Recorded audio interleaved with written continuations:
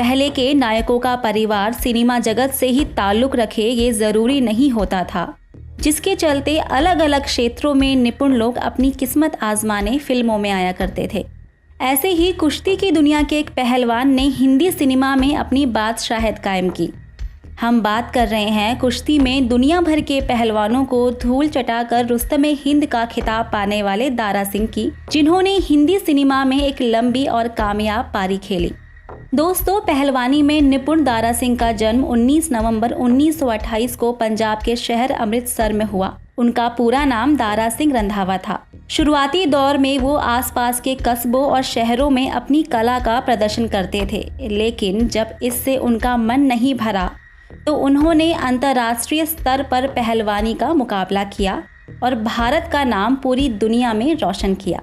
6 foot 2 inch लंबे दारा सिंह को खुद इस बात का अंदाज़ा नहीं था कि उनका कुश्ती का ये शौक उनकी रोजी रोटी का ही जरिया बन जाएगा। साल 1947 में दारा सिंह अपने चाचा के साथ सिंगापुर चले गए। वहाँ के कुछ प्रवासी भारतीयों ने उन्हें इस बात का यकीन दिलाया कि वो कुश्ती में ही अपना करियर बना सकते हैं, जिससे प्रेरित होकर दारा ने भारतीय शैली की कुश्ती में मलेशियाई चैंपियन तरलोक सिंह को हराकर मलेशियाई कुश्ती चैंपियनशिप जीती। इतना ही नहीं, वो राष्ट्रमंडल खेलों में भी विजेता रहे। इसमें उन्होंने कनाडा के चैंपियन जॉर्ज गोडियांको को हराया। दारा सिंह ने ये कभी नहीं सोचा था कि वो फिल्मों का भी हिस्सा बन सकते हैं, लेकिन फिर उनके जीवन में एक मोड़ आया और साल 1952 में उन्होंने फिल्म संग दिल से अपने फिल्मी करियर की भी शुरुआत की।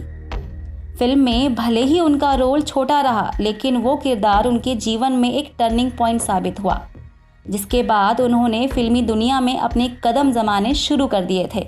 लेकिन फिल्मों में आने के बाद भी उन्होंने कुश्ती का साथ कभी नहीं छोड़ा और 29 मई 1978 को अमेरिका के विश्व चैंपियन लाउ थेस को हराकर दारा फ्री स्टाइल कुश्ती के विश्व चैंपियन बन गए। उनका अंतिम कुश्ती टूर्नामेंट दिल्ली में आयोजित हुआ था, जिसमें उन्होंने कुश्ती से अपने संन्यास लेने की घोषणा कर दी थी। हालांकि फिल्मों में दारा सिंह की कोई खास रुचि नहीं थी, लेकिन कुश्ती से संन्यास के बाद फिल्मों को ही उन्होंने बतौर करियर चुना। 60 और 70 के दशक में वो बॉलीवुड के एक्शन किंग साबित हुए। इतना ही नहीं, उन्होंने अपने समय की मशहूर अभिनेत्री मुमताज़ के साथ 16 फिल्मों में काम किया। साल 1962 के फिल्म किंग कॉन्ग में उन्होंने भरपूर स्टंट किए, जिसके बाद उनके एक्शन ने दर्शकों के दिलों में घर कर लिया। उसके बाद हरकुलस, संग्राम, रुस्तमे हिंद, शेर दिल, शंकर खान और टार्जन सीरीज़ की फिल्मों ने उन्हें लोकप्रियता के शिखर पर पहुंचा दिया।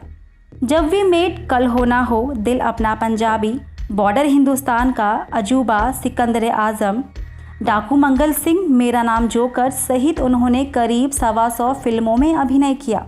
उनकी फिल्म जग्गा के लिए भारत सरकार ने उन्हें सर्वश्रेष्ठ अभिनेता का पुरस्कार भी दिया था। साल 1970 में उन्होंने दारा फिल्म्स के नाम से अपना एक प्रोडक्शन हाउस भी बनाया, जिसकी शुरुआत करते हुए उन्होंने भगत धन्ना जाट नाम की एक पंजाबी फिल्म बनाई, जिसे उन्होंने खुद ही डायरेक्ट भी किया।